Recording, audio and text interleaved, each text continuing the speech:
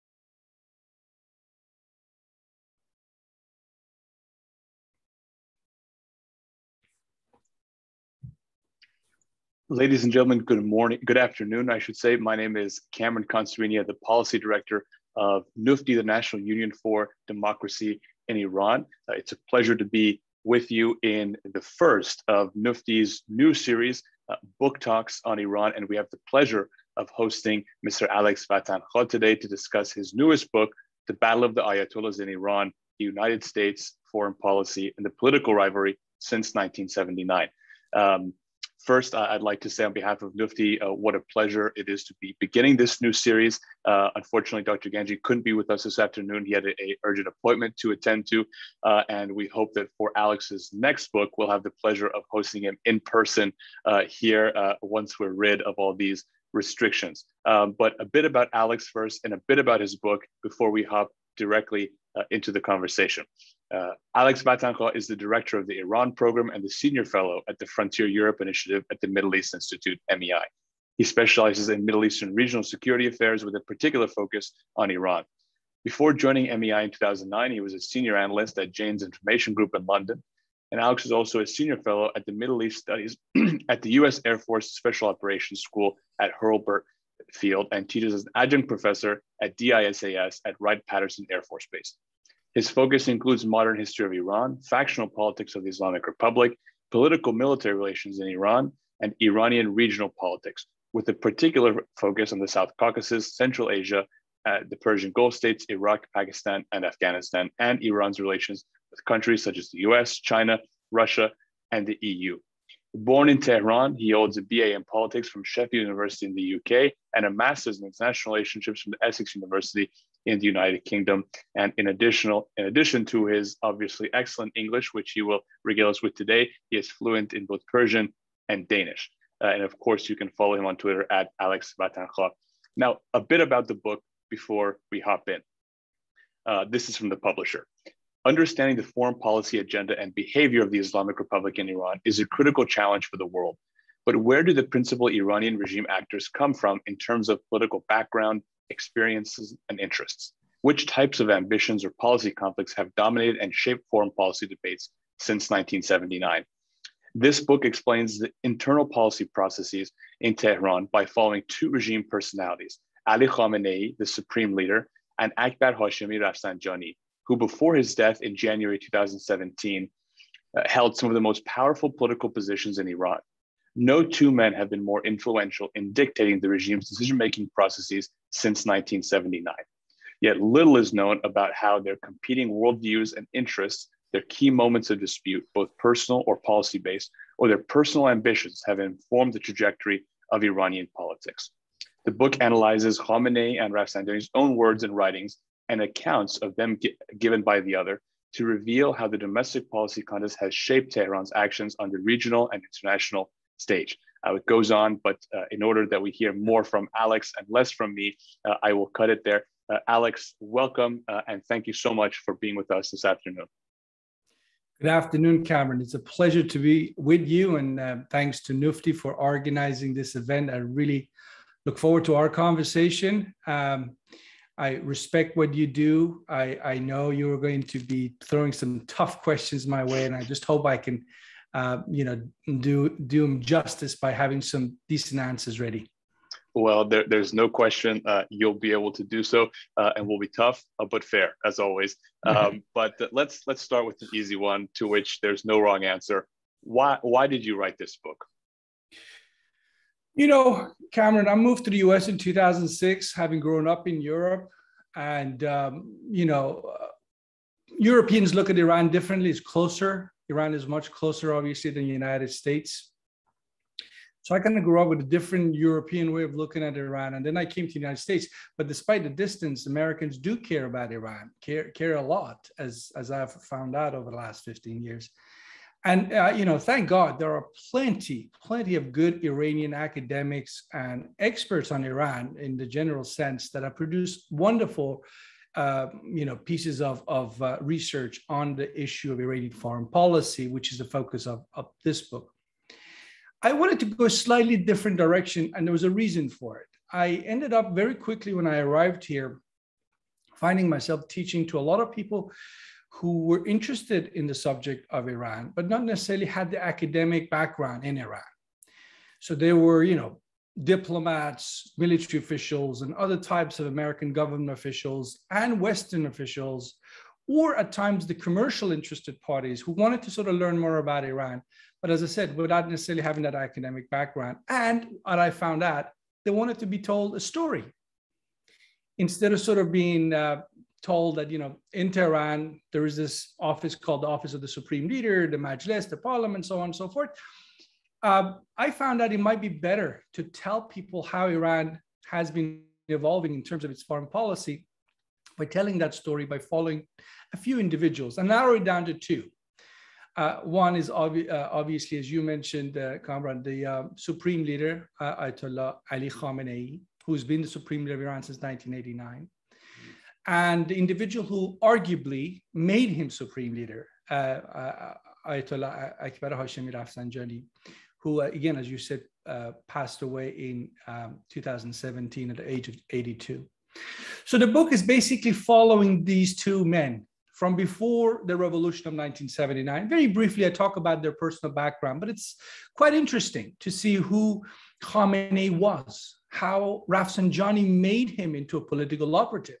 Without Rafsanjani, there would be no Ayatollah Khamenei today. Rafsanjani did everything that was needed to make Khamenei the individual who first joined Khomeini's inner circle in early 1979. He came from Mashhad, the city on the border with Afghanistan that, was not a big part of the revolution of 79. Mashhad was famously quiet, even though it's a holy city, it's a home to a major shrine in Shia Islam, but they weren't politically involved. And Khamenei came from this quietest place, if you will. And who brings him into the inner circle? It's Rafsanjani, who does it for various reasons, but one of them is to have allies. He was looking for allies. He had a particular rival at the time, someone we haven't heard of for a long time, and I won't bore you, but his name was Mohammad Beheshti. So Rafsanjani wanted to sort of strengthen his own hand within the Revolution Council in 1979. Khamenei joins that Rafsanjani clique, if you will. And the story then moves on that Khamenei becomes president. And in 1989, Rafsanjani is instrumental in making him the next supreme leader. And let me just say this and I'll stop. Rafsanjani had thought in his own mind that there was no way Khamenei could fill the big shoes of the supreme leader that founded the Islamic Republic in 79, Ayatollah Khomeini. Rafsanjani in his mind probably thought there's no way Khamenei can fill the big shoes of the old man that just passed away. He will be a symbolic religious head. And I meaning Rafsanjani, will become the kingmaker in all ways possible. And for a brief couple of years in the early 1990s, that might have happened when Rafsanjani became president and Khamenei as supreme leader was sort of trying to figure out what his next step will be. But long story short, Khamenei ended up, as you will find out, in terms of my research in the book, outsmarting Rafsanjani, because he went for one thing that had mattered more than anything else. He went for hard power. And Khamenei has been very willing to use force to stay in power. So we call him Ayatollah Khamenei, but Khamenei has not spent much time in the seminaries really for the last 42 years or even before. He's been much more of a politician than a cleric. The turban gives us the impression that he's a religious individual, but I bet you he doesn't spend that much time reading the scriptures. He's been a politician. He's been a very smart politician. We can disagree with what he's done to Iran, but the fact that he outmaneuvered his rivals, including Rafsanjani, is something that we can't take away from him. Let me just, before I go to the questions I have, you mentioned a few points that I want to get into. First, one thing I find very interesting that you say about Mashhad, that it was a relatively quiet city during the revolution, and that despite it being a very religious city, and in fact, perhaps I think it's often said the second holiest city in Iran, but given the fact that it has the shrine of Imam Reza, some people may say it is even holier than Qom. It's always appeared to me that population is more of a traditional Muslim population in the sense that they are faithful and pious, but do not necessarily believe that religion should play a role in the dictates of state. And in fact, recently in protests in Iran, we see many anti-Islamic Republic protests starting in the city of Mashhad. So I wonder if there's some trend there. But on the topic of religion, and you mentioned this at the very end, it's been very interesting for me, the fact that Khamenei is more a politician really than a learned cleric. Now, of course, the Islamic Republic has a history of promoting its own in the religious hierarchy, where perhaps that is not appropriate given their actual background. Famously, Khomeini somehow became an imam. Recently, we saw reports, I think you actually commented on this, that the newly selected president, Ibrahim Raisi, also became an Ayatollah, despite seemingly having no education. Is Ali Khamenei actually an Ayatollah? Does he actually have the proper religious backing for this title? A quick question to that is, I really don't know in terms of whether Khamenei is seen as an Ayatollah by his peers, because that's key. It's not a PhD where you go and defend your thesis and you get the title. You need to be recognized by your fellow peers. Now, I suspect in the Islamic Republic today, for your own survival, you will give him recognition as an Ayatollah, maybe even Grand Ayatollah, Ayatollah Uzma. But the fact is, Khamenei and Rafsanjani, both of them were mid-ranking clerics when the revolution happened. There is no evidence to suggest they did much in terms of learning or teaching throughout the 1980s. They were busy, plotting away, staying in power, defeating their rivals. So the religious part is thin at best. Khamenei becomes supreme leader at the age of 49, an exceptionally young age. Exceptionally young age. I mean, it was so obvious and blatant that he himself said before he became supreme leader that something to the effect that the country has to cry if I become supreme leader. He knew what he was getting himself into, and the distance between his qualifications and what, we can say whatever we like about Khomeini, but the fact is he had been a religious figure for a very long time. He had studied, He had religious credentials. Khamenei never did. And the fellow who is now the president of Iran, Ibrahim Raisi, certainly hasn't got the qualifications to call himself an Ayatollah. As you pointed out, I wrote about it first time he ran for the presidency in 2017. Raisi has been a bureaucrat since the age of 20. 42 years, he's been a bureaucrat in the judicial system mostly. He's not even a politician, never mind an Ayatollah. He's a bureaucrat. He does what he's told to do. And it shows today, frankly, as president. But Raisi is a sideshow. He's not a big part of this book, but he's someone that, if we want to look ahead, Khamenei has groomed, cultivated for the purposes of the day after Khamenei moves on. Because Khamenei clearly is not just content with the fact that he's outsmarted everybody since 1989. He wants to make sure that his legacy stays on. And people like Raisi are deliberately put in these positions to make sure that legacy survives Khamenei's death. And I want to come back towards the end to the question of the succession after, if we get there, the next supreme leader. But earlier on in the book, and you start actually in the epilogue with the death of Rafsanjani, which, you know, for those who will read the book and they'll learn about this if they haven't already heard some of it. There, to put it mildly, some curious circumstances surrounding Rafsanjani's death. I don't want, and I ask you this based on your research and the things that you have found, not based on, you know, hocus pocus or a crystal ball. Who do you think, if he was indeed killed Rafsanjani? Let me just say this, because I don't know if he was killed. And I don't think there's anybody out there who can for sure that he was killed. He joins a long list of Iranian officials since 1979 that sort of mysteriously died. You know, a lot of people to this day, I mean, earlier I mentioned the name of Mohammad Beheshti, who died in that massive, probably single largest assassination event in the history of the Islamic Republic, where over 70 people were killed. To this day, we don't know who planted that bomb. And I mean, the list goes on. Was Mustafa Chamran, the defense minister, really killed in war, or was he assassinated by rivals who wanted to get rid of him? We can go back before 1979. Who killed Mustafa Khomeini, the firstborn son of Khomeini in Najaf in Iraq? Or Ahmad Khomeini, his second son, who died in, I believe, in 95 at a very young age. So, I mean, the list goes on. But back to Rafsanjani, what we do know is his family. I mean, that's what gives it credence. Particularly his, one of his younger daughters has been making the claim that this was foul play, that there was radioactive materials in the pool, in the body of Rafsanjani, that the authorities refused to cooperate with the family in terms of finding out medically what could have happened to him.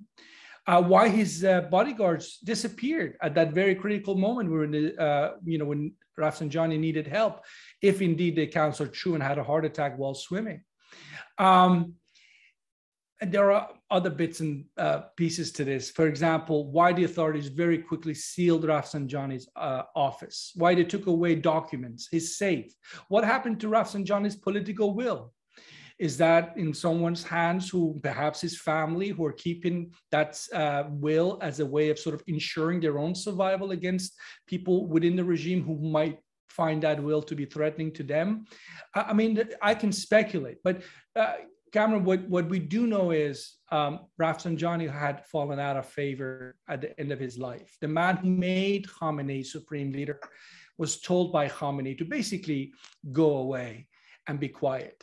Whether somebody in sort of the circle around Khamenei took that as a signal to make that going away permanent, I don't know. I can speculate, but I don't have to speculate on the part that we know Rafsanjani and his family were taunted. They were called all sorts of names. I mean, Rafsanjani at the end of his life was, in some of the hardline media, openly called an agent of foreign powers, someone who had sold out and so forth. So that's why when the Rafsanjani family came out, and they continue to this day to maintain something was wrong in the handling of the whole event of his passing. And I can hear that the ambulance is going by here. I hope you can still hear me. This could be a sign. This is yeah. So I mean, definitely let me say this, and I'll wrap up. Ayatollah Khamenei and his entire state machinery that he controls have not lifted a finger to prove these charges, these suspicions wrong. And I don't know, and we can make of that what we will or what we like. Sure. Well, I very much appreciate your fascinating response. And this was one of the more interesting parts. Of course, the whole book is interesting, but it's just, I mean, it's got really the appeal of a James Bond movie, but happening in real life. Of course, I don't think anyone wants to imagine Rafsanjani swimming, but that's another matter for another day. But you speak of his political will, and I want to talk about that because that's one of the components that you begin actually talking about in the beginning of the book, and you also end talking about this conflict, this confrontation between Rafsanjani on the one hand and Khamenei on the other, is oftentimes boiled down to the sort of perennial difference between quote unquote reformers and quote unquote hardliners, really an ideological dispute. But you make the point that in actuality, it is really a dispute over power and who is going to control the affairs of state, who's going to control all the benefits that come with that, from the hard power, which you talk about, to something that Mr. Rafsanjani was seemingly more interested in, which is the financial benefits that come with that power. Excuse me. To you, that distinction is seemingly quite clear. This is about power, not ideology necessarily, or at least it's not mainly about that. But in the Western media, not only in the showdown between Khamenei and Rafsanjani, but also to continuing today, whether it's Rouhani versus Raisi, or just not they competed head election-wise last time, but ideologically, or whether it's Mousavi versus Ahmadinejad, it seems that Western analysis of Iran can't break free of this chokehold that the reformist versus hardliner sort of, well, in my view, myth, I'll be interested to see what you think, scenario has on analysis. Why is that the case? Why do Westerners almost, when I say Western, I mean journalists, analysts, people that you know and work with in Washington, why are they so insistent on looking at Iran through this frame? Because it seems to me, what I read in your book wasn't necessarily all about that, at least. Right. Well, to be honest, Cameron, it's a very complicated, convoluted system. And it's so much of power flows in informal networks in the Islamic Republic. This isn't, a place where you can just follow the institutions and the policy debate and you arrive at a conclusion in terms of how a policy was made. So much of it is behind the scenes. So much of it even happens among families. I mean, there's a huge phenomenon of intermarriage among the top leadership in the Islamic Republic. The news doesn't come out. They keep it within the sort of walls of their compounds. And speaking of compounds, the Revolutionary Guards are famous for oftentimes putting their senior leadership in certain parts of town. I mean, they do genuinely live in bubbles. So it's tough to penetrate that. So when we go with, labels like moderate and hardliner and so on, oftentimes it's because we're just trying to make sense of it. I mean, but back to your question about the sort of Rafsanjani Khamenei competition for power. Let me sort of play with this scenario. Could we imagine Khamenei having become the moderate and Rafsanjani have become the hardliner? Not if you look at their backgrounds. Khamenei, as I said, comes, and I show it in the book, he comes from very humble background. His father was a very common cleric who barely spoke Persian by some accounts. He was ethnic Azerbaijani and had moved to Mashhad to be in the holy city, but didn't have much in terms of income. His children, including Ali Khamenei, they were, living a very humble life. So, as I point out in the book, Khamenei could have easily become one of those classic, leftist, Marxist, Leninist, Maoist. There were all sorts of groups back then who had one or another leftist sort of inclination. Khamenei could have easily become one of those. The only reason why he didn't become a leftist, I suspect, is because of his family background, the fact that he was son of a clergyman. Otherwise, he could have, in terms of his socioeconomic background, gone down the path of militant left. Rafsanjani comes from a well-to-do family. I mean, Rafsanjani was someone who, in the 70s traveled in the United States. Khamenei had barely traveled anywhere. I think he just, before the revolution, he might have traveled, we know he traveled to Iraq, and he traveled to Saudi Arabia, but that was about it. So, if you look at their backgrounds, Khamenei and Rafsanjani were very different individuals. But going back to my point about could Khamenei have become the moderate? Because based on what I just said in terms of his biography, he was always going to be the militant. Khamenei was the one who, for example, against Iran after 79, returning some of those advanced American purchased aircraft to the United States. So there were people in the revolutionary camp who were saying this is waste of billions of dollars, return these planes and get our money back. Khamenei was one of the ones vocally said, no, we need these aircraft for the defense of the nation. He wasn't ideological on that point. He wasn't anti-American. He was being practical. Later on, I mean, during the Iran-Iraq war, he was one who began to see the need to end the war, as opposed to some who believed that the war had to continue regardless forever and ever. He was one, for example, when Saddam invaded Kuwait, Khamenei was among the people who said, we can't side with Saddam, although there were radicals in the Islamic Republic who wanted to genuinely side with Saddam, which is incredible to hear now when we know Iran and Iraq fought an 8-year war. But that was how ideological they were. They were being against America was the thing that mattered the most for them. Khamenei and all these points that I just mentioned took a different line. But what happens to Khamenei after 1989, when he becomes supreme leader, is he needs to find a place for him. He needs to find a platform for Khamenei. How is he going to justify himself? Because Rafsanjani, who by then had become president, wanted to seek the public's approval. So he focuses on economic reconstruction, and to some degree, he dabbles in terms of social freedoms for Iranian people, media freedom. They didn't go anywhere, or at least not far, but he tried that. Khamenei takes a different approach. Forget the economy. It's about hard power. So he focuses on the military. He focuses on intelligence services. Above all, he cements a relationship with the Revolutionary Guards. The same Revolutionary Guards that oftentimes were loggerheads just a few years earlier in the 80s with Khamenei, because they didn't like Khamenei. The long-term commander of the Revolutionary Guard, Mohsen Rezai, famously did not get along with Khamenei. But both of them in 1989 have reason to create a partnership, a pragmatic partnership.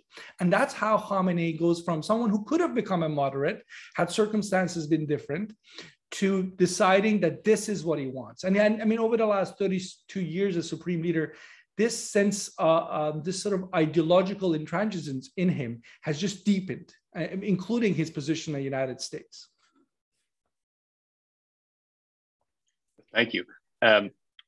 You mentioned, that's fascinating, actually, your point on Kuwait and the fact that people in the Islamic Republic would have wanted to, just years after Saddam Hussein's invasion and occupation of parts of Iran, want to side with him against Kuwait, just so that they can, if you will, stick it to the Americans. But I want to continue with this point of war. And it's not necessarily tied to the direct conflict or confrontation between Khamenei and Rafsanjani, but they both obviously play a critical role. You mentioned Khamenei's insistence on keeping these American weapons or defense products purchased by the Shah prior to the revolution. Rafsanjani was charged with leading the war effort for many years and played a critical role there. But about the war specifically, because it could have some perhaps things for us to learn today as we see the Islamic Republic pushing, in my view, pushing countries in the region, potentially pushing big powers like America towards a military conflict with some of its neighbors. Of course, in my view, there's very little similarity between, for example, the United States and Israel and a regime like that of Saddam Hussein. But many make the argument, and I think it's convincing, and I want to know what you think, that it was Saddam Hussein's invasion of Iran and his occupation of parts of Iran that cemented really the authority of the Islamic Republic. Because we talk about this confrontation between Khamenei and Rafsanjani. In that early period, there was so much factionalism. You mentioned the purge of many of the leftists that occurred. The communists, the Marxists, the Mujahideen, these sort of groups. So the regime was not very stable at that point, at least as if we compare it to after the war. What is your sense? Do you think that Saddam's invasion cemented the regime? I mean, the regime was forced to, enter this Difa Muqaddas, this holy defense of the country, which even engaged lots of people who were against the revolution. You famously had royal Air Force pilots partaking in defending the country. So apologies for the long-winded question, but what is your thought on that? Right. No, it's not long-winded. It's an important question, and it's very much relevant to this moment that we live. I mean, one theme that you will see across the book is, and I use examples to prove this, how the narrow factional interest overrides the national interest. The national interest of Iran is sacrificed because factional groups in Tehran, for their own very selfish reasons, for political reasons, for not being willing to want to compromise, take the country in dangerous directions. I mean, the Iran-Iraq war is an excellent case study here. I think what I'm about to say sounds controversial, but actually, if you look at the evidence, it's not. You know, you just said, Cameron, that Saddam invaded Iran, and he did. He did. But go back and look at the last year and a half, roughly. I mean, from sort of spring of 1979, certainly summer of 79, to the invasion in September of 1980.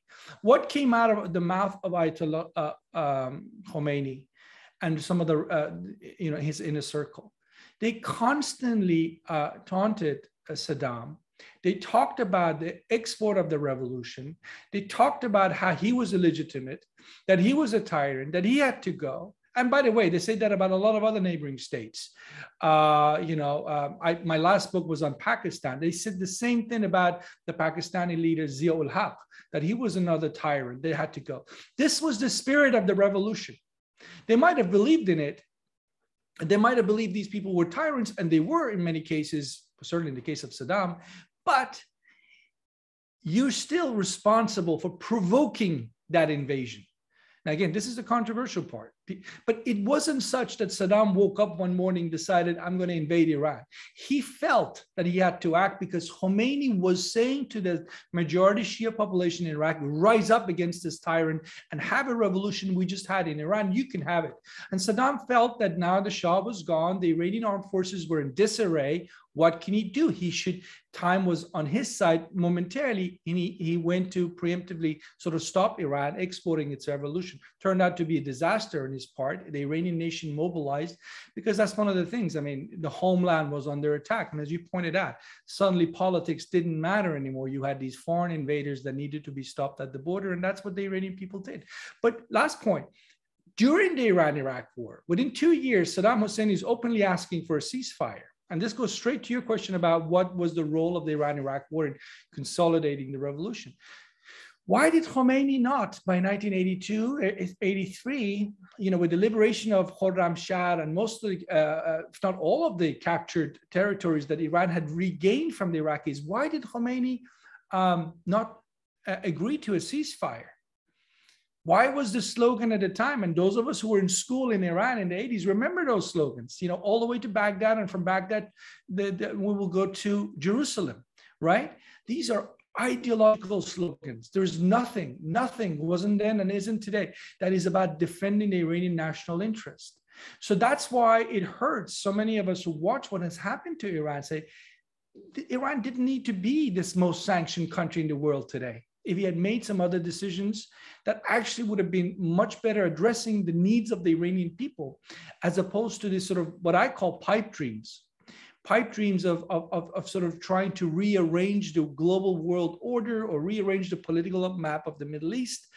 But certainly, you're right. The Iran-Iraq war is one pivotal moment in that it really neutralizes all the other opposition. There was a good chunk of opposition to the Shah that is with Khomeini briefly, including the MEKs. I mean, by 1981, they had to flee. The opposition couldn't stand being in the same room with Khomeini anymore. Khomeini and his people, the Khomeinists, turned out to be the most efficient, if not ruthless, in cracking down, and they were the ones who came on top. From all the various revolutionary groups that existed, they sidelined everybody else, and they've been in charge ever since.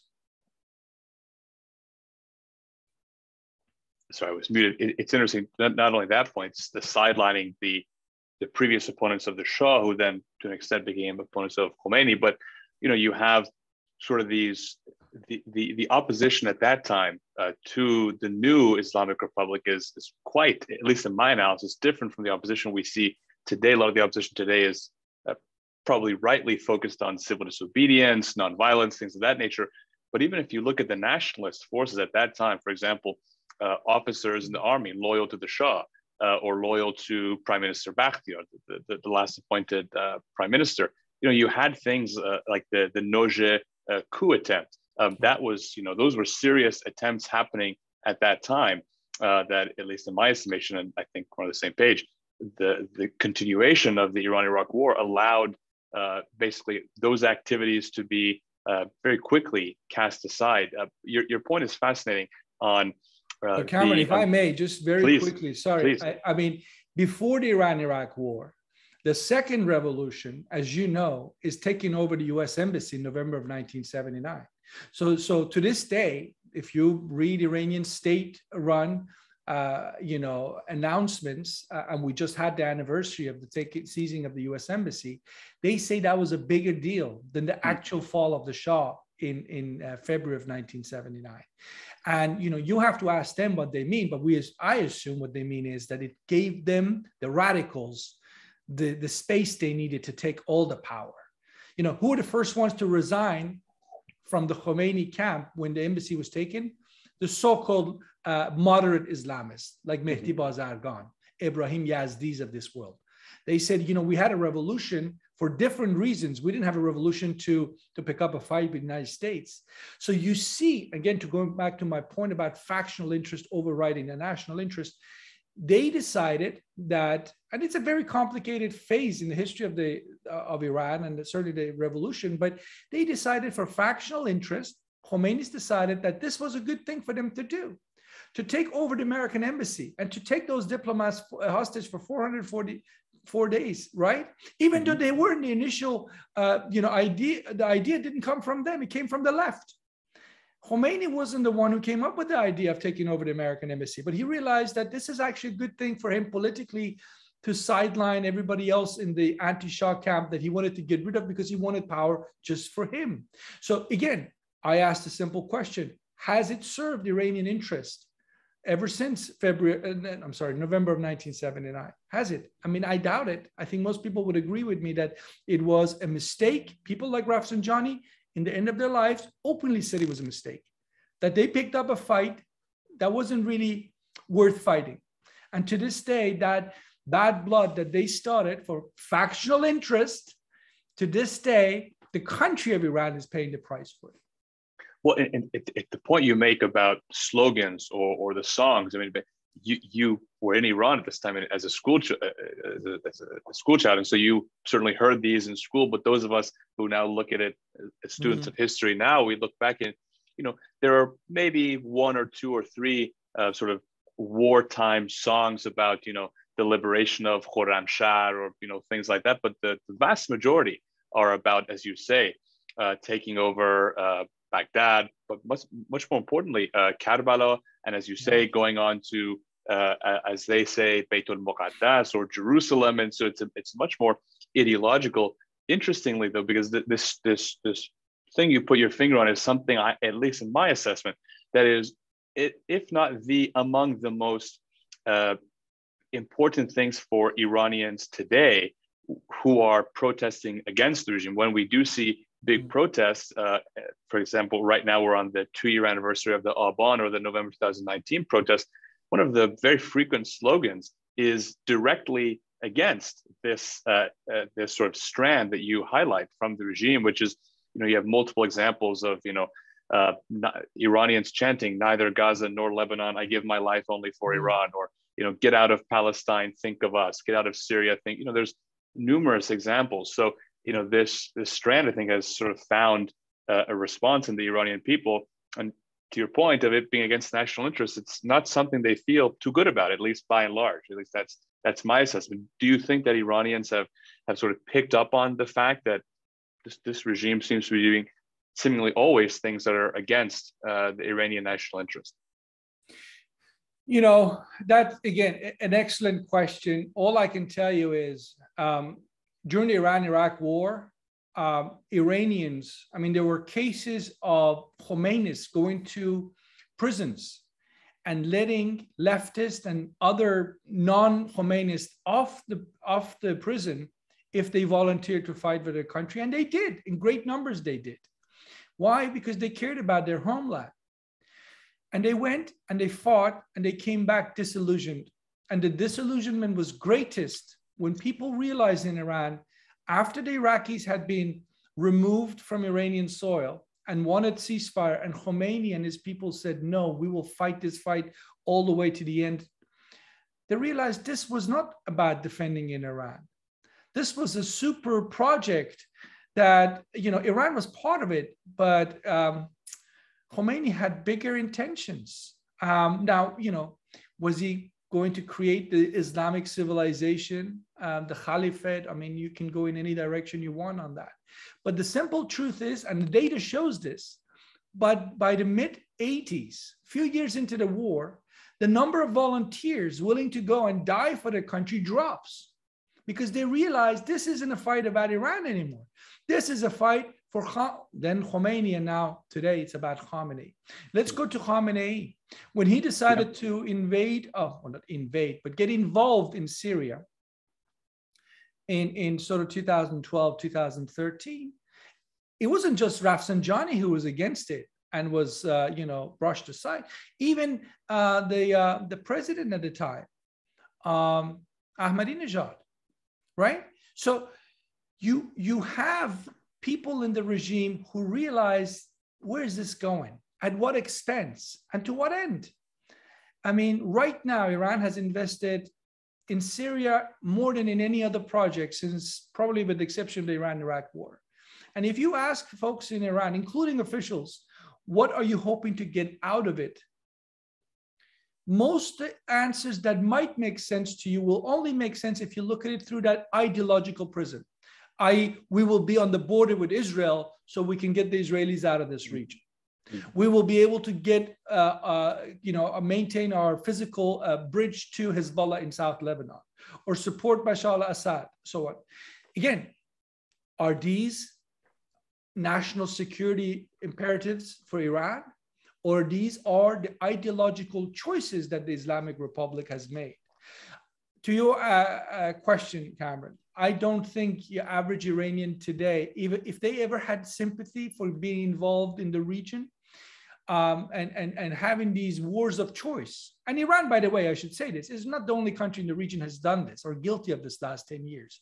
I could point to a number of other countries that are doing similar things to Iran in supporting proxy organizations and so forth for the advancements of their geopolitical interests. And maybe they have ideological reasons or other reasons. But in the case of Iran, what stands out is how long it's been going on, and at the greatest expense of any nation in the Middle East. This is the most sanctioned country in the history of man, probably, right? This is costing Iranians dearly on so many levels. I mean, you know the statistics, you know what people in Iran are going through today. And, the nuclear issue is what gets so many of us in Washington and elsewhere all preoccupied. But your average Iranians there, to your point about my life for Iran, but not Lebanon or Gaza, they see a direct correlation between what they have to live with, their living standards declining by the week, and the foreign policy choices of the Islamic Republic. And it's not just about the nuclear issue. It's about, all sorts of other things that Ayatollah Khamenei has decided to do despite opposition coming from the ranks of the regime, including people, as I mentioned, Ahmadinejad, Rafsanjani, Rouhani, Mohammad Khatami, and so on. But here's the hard truth. Ayatollah Khamenei believes in himself. He genuinely believes that he knows best. And he is not, people know this, but for example, he has not given a single interview since he became supreme leader. This is a man who likes to speak to the masses. He's not one willing to listen to the masses, because if he did, his foreign policy would be very different than it is today. One thing, we spoke at the beginning about Raisi and how people are placed in the Islamic Republic in these positions with particular intentions behind them. And you mentioned this is one of the most fascinating, in my view, parts of the book. Of course, it's well documented in Iranian political history, but I really urge those who will hopefully buy your book after this to specifically read about this part, which is, as you say, without Rafsanjani, there would be no supreme leader Khamenei. He may be another mid-level cleric, a bureaucrat, maybe he rises to the ranks, but certainly without that famous speech, which luckily we have the video of today, and it's just really fascinating to watch. As you say, that probably wouldn't have happened. Do you think that there is somebody like Rafsanjani who's around today who could play a similar role when Khamenei eventually dies? I mean, he's an elderly man. By all reports, he's sick with cancer. And I ask that not only for the interesting historical comparison, but because, as you know better than I, most Iran watchers, one of the few flashpoints that can be predicted is that transition. We don't know when it will happen, but we do know that eventually it will happen, and that's something that many point to as whatever the outcome is, it will be a significant change. Only the third supreme leader in this regime's history. Is there some actor on the Iranian political stage today who can play such a role? Oh, I wish I knew. I'll would make a good living if I knew the answer to that. There are many workshops held around the world on the subject of who will come after Khamenei as Iran's supreme leader, and all sorts of names are thrown out, including his son Mojtaba, to the current Iranian president Ebrahim Raisi, and others are mentioned. It really comes down to what Khamenei wants to do. I mean, Khamenei, unlike Khomeini, never designated a deputy. This is, again, goes to the man's personality. I mean, Khamenei doesn't want to share the limelight. Khomeini had a deputy for most of the time. He was supreme leader and alive till he passed on in 1989. And even then, I mean, Montazeri's, the deputy's resignation became formal only when Khomeini died. Khamenei has never had, to my knowledge, maybe he has one secretly, maybe he's written a list of few names that will be announced to the world when Khamenei passes on. But I doubt it. I'm sure he has thought about what he wants to see. And I suspect, to your question about whether there will be another Rafsanjani, it will not be another Rafsanjani, a moderate, someone who wants to compromise with the world. It will have to be someone who would be ideologically rigid, just like Khamenei himself. And that's a terrible thing to say, because that tells us that the future is not going to be bright. It's going to be the same types of things going forward, that they know best, that the future is one where you preserve the Islamic Republic at all costs and you don't compromise, and you stay the course.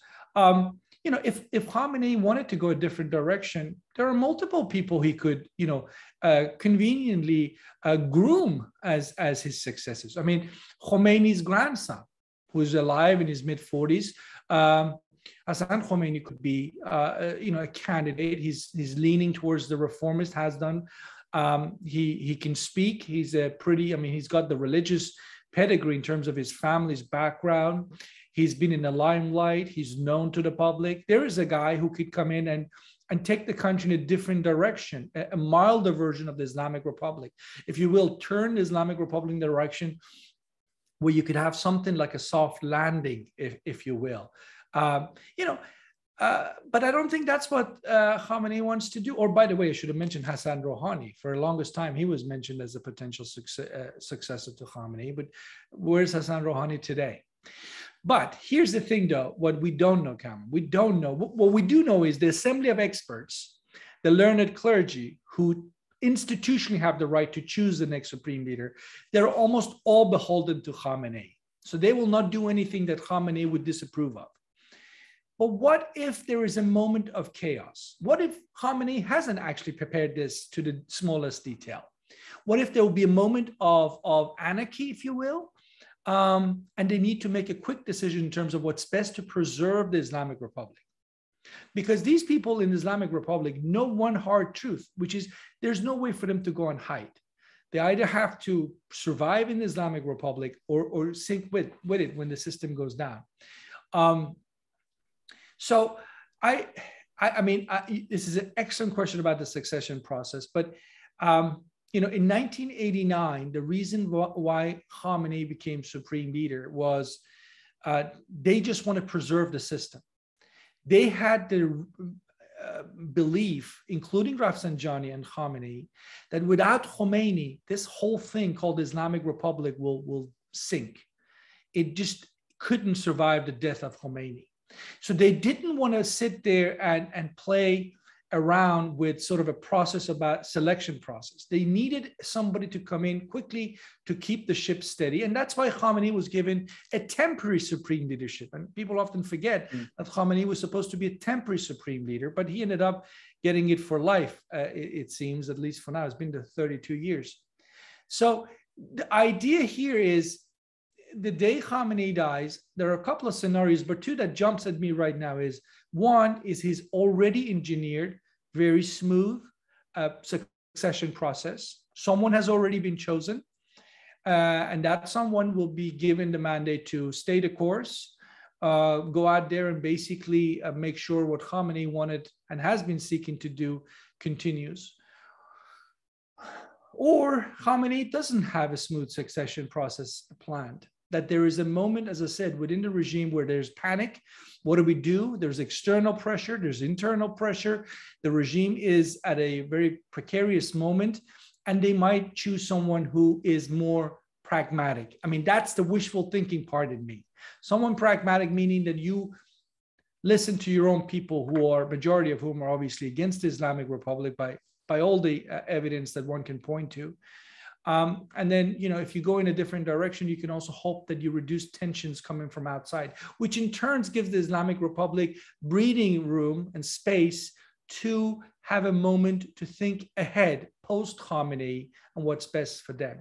I just don't know how ideological and how committed they are in terms of, you know, staying the course. Would have been Rafsanjani changed course in his life, not because, to your point about power, not because, you know, one day he woke up and realized that he had been wrong. He realized he was going to lose power unless he did things differently. And that's why he changed course. That's why he focused on economic development and went in a different direction. So, well, I want to hit on 2 points that you just mentioned, and they'll be my last two questions, because you've been very generous with your time, and I most appreciate it, as I'm sure our listeners do as well, viewers, I should say. You mentioned the potential capacity to reduce tensions with the international community. Obviously, right now, as you also earlier said, we're in the midst of ongoing sort of kind of negotiations over the JCPOA. The Islamic Republic has been unwilling to engage in direct negotiations with the United States, but has insisted on European or other intermediaries. So we're, you know, back to basically a 40-year process of sort of diplomacy, not really, you know, sort of this, you know, half-pregnant sort of situation. You reference in the book that in your assessment, and please correct me if I'm misinterpreting you, that the fax that was sent from Washington to Tehran, the overtures that were made by multiple presidents, but this fax in particular, that the Islamic Republic did not respond to, was a missed opportunity, in your view. How do you square that with the in my view, the 40-year track record of diplomacy not really going anywhere, not really delivering anything? And another part in your book, which you say after Hassan Rouhani achieved the JCPOA and the associated sanctions relief, Khamenei, I think the quote is from you, push the brakes on the rest of the diplomacy, meaning Khamenei got exactly what he wanted, which is more money, and then he refused to discuss or pursue any other things. For example, things we hear from the current administration in the United States, longer, stronger, things of that nature. So why do you think that fax was a missed opportunity when we haven't really seen anything come of negotiations that would be beneficial, A, to the Iranian people, or B, to the United States or the international community? Aaron, let me just give you one, part of the book, which I thought was so shocking to me, in fact. In 1986, in the United States, the Reagan administration sent a team to Tehran to talk to the Iranians to find ways where they could, turn a new page. The Reagan administration took a big gamble. I mean, we all know what happened. It ended up becoming what we know in this country as the Iran-Contra Affair. And I don't want to bore you with the details. I won't go into it, but I think it's pretty well known. On the Iranian side, which was a shocking part, they had no plan in terms of receiving this team that they knew was coming. They had done nothing. In fact, they kept them waiting for days in the hotel. Here is Iran, desperate for parts because they're fighting the Iraqis and they're hoping that they could buy some parts for their American-made military that the Shah had put in place. They needed parts. So for their own survival against Iraq, they needed to talk to the Americans, and the Americans show up and the Iranian leadership kind of doesn't know what to do. I mean, what does that tell you about the policymaking process? Because every single leader, including Rafsanjani, they were fearful of what would happen to them if it was found out that they met the Americans, that it could be used against them. So what I'm saying is they have turned this American issue into this boogeyman, into this taboo, where, you know, they just can't even go back. They can't reverse. They're dug themselves so deep that it really genuinely, I mean, the one individual, I'll be very surprised if he did it, one individual who could do something significant in this sense to give his successors a chance of actually rectifying would be Khamenei while he's alive. Rafsanjani, Cameron, before Khomeini died, Rafsanjani turns to him and says, "Sir, you know, before you die, there are two things that we need to get done because you're the only man who can do it while you're still alive. After you're gone, we can't do anything about it. One is end the Iran-Iraq war, which Khomeini, as we know, did. And the other one was to change relations with the United States, to forget about the hostage crisis of '79 and everything else that happened between, and move you know, in a different direction." That was what Rafsanjani tried to do. He succeeded on one question, one point, not the other. Khamenei could choose to enable whoever is going to come after him by paving the way, by breaking the taboo himself while he's still alive. Now, I know Khamenei often times in his speeches says, "I'll be the first one to raise my hand if the relations with the United States can be proper," and so on. But what he's really saying is, and that's the thing that the US has to figure out, it's a policy challenge for this country. What he wants is ironclad guarantee that the Islamic Republic will be left alone. He's unsure of that. He's unsure of that. He wants the United States to forget about the human rights violations and everything else bad that Iran does. Just, you know, he wants to secure the regime. And if the US can somehow give him something that is sufficient, Khamenei might change his course. But right now, that's not where Khamenei is. Khamenei believes that, for example, talking about the nuclear talks, that if you make concessions with the Americans on the nuclear front, next day they're going to come ask for something else, and the day after for something else. And by the end of that process, in Khamenei's mind, there will be nothing left of the Islamic Republic. But I don't want to criticize US policy. That's not what this book is about. But the fact is the US doesn't really have and you know, you can't blame anyone in Tehran for that. For the longest of time, the US hasn't had a clear-cut policy in terms of what he wants: regime change or change of the regime's behavior. I think the Trump administration's effort on maximum pressure, whatever people think of, whether it was moral or not and so on, it was pushing the Islamic Republic so much that it had no option to perhaps reconsider. But one element that the Trump administration took out of it was, we're not going to go to war over this. And, you know, that was what Khamenei wanted to hear. Once he knew it was just economic sanctions, he decided he's going to buy his time.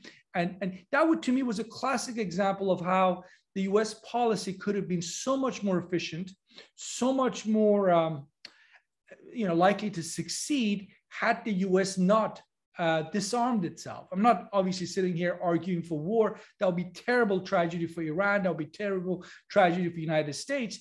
But in that sort of sense, what I'm trying to say is the US hasn't made a decision in terms of what it wants out of its Iran policy. And that is just another further complicating factor in terms of the US-Iran relationship that we witness right now. Well, I think that's right. Just one, if you allow me, brief note to append to what you said. I think you're right. I think the other thing that was sort of, you know, made that the previous policy incomplete or imperfect was that it was based, at least in my view, and I think based on a lot of what you said today, you know, perhaps you might agree, on a false pretense that you could, I'm not saying that US policy officially should be regime change necessarily. We can have that debate, but the idea that you could, with maximum pressure, eventually get the regime to change its behavior, based on all the things that you laid out for us in this 1 hour that we've been talking, the fact that it for 6 years continued an unnecessary, at that point, war with Iraq, that hundreds of thousands of children were sent to the front and were killed, the fact that it would subject its own people to decades of sanctions,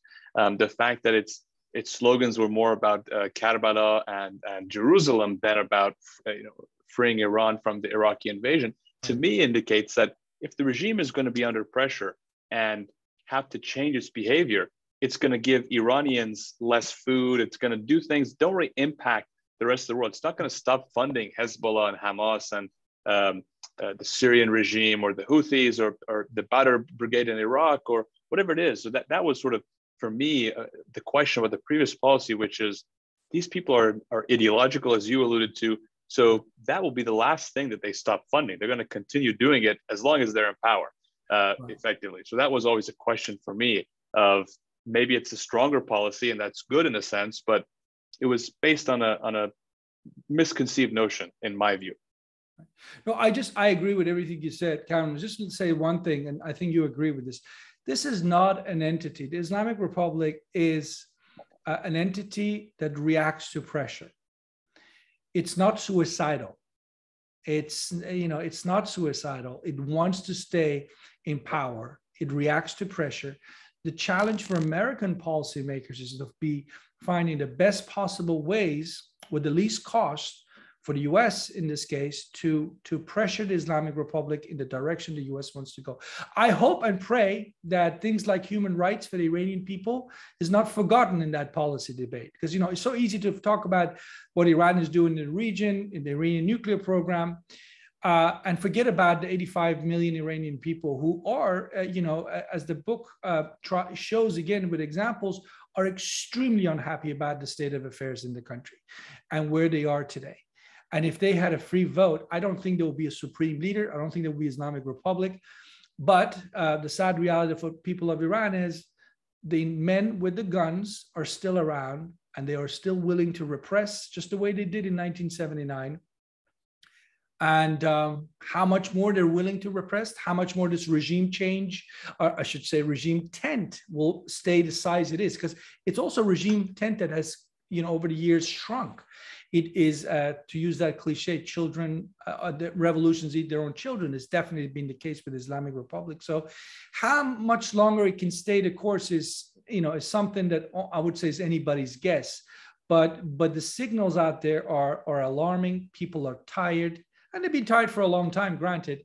But I don't think we've ever been witnessing such amount of anger over mismanagement, corruption, wrong foreign policy choices, and so on, that Ayatollah Khamenei seemed to be responsible for. And he has really nobody to blame today, because he could have gone in a different direction. He could have chosen to go a different direction, be a nation builder at home, as opposed to chasing this foreign empire that he seems to be wanting in places like Yemen, Syria, Lebanon, Iraq, and so forth. Well, on the potentially hopeful note that human rights and democracy will be part of future negotiations, that the Iranian people will get a government of which they are deserving, perhaps we'll draw it to a close here. This, for me, was a fascinating book, to be certainly the best book I've read on contemporary Iranian history yet, and I really appreciate it. And before I thank you, finally, Alex, and we close, I just wanted to show this again to all those watching us and those who will watch this program later. The book is The Battle of the Ayatollahs in Iran, the United States Foreign Policy and Political Rivalry since 1979. The publishers have been kind enough to share this discount code with us. And in the fall of this event, we will be sure to send the link. You can purchase the book anywhere you buy books. I bought my copy on Amazon, and I love it. It has found its way to my library at home. And I hope that all of those who are watching today's event will do so as well. Alex, thank you again for joining us. It was really a pleasure to host you in this first NUFDI Book Talk. Thank you so much for having me. It was always a pleasure to talk to you. And I wish you and everyone who watched all the best. I hope those who pick up the copy of the book will enjoy it. And thanks again for having me. Thank you. I'm going to have to try and see you in person and get you to sign my copy. You got it. Thank you, Alex. Thank you. Bye-bye.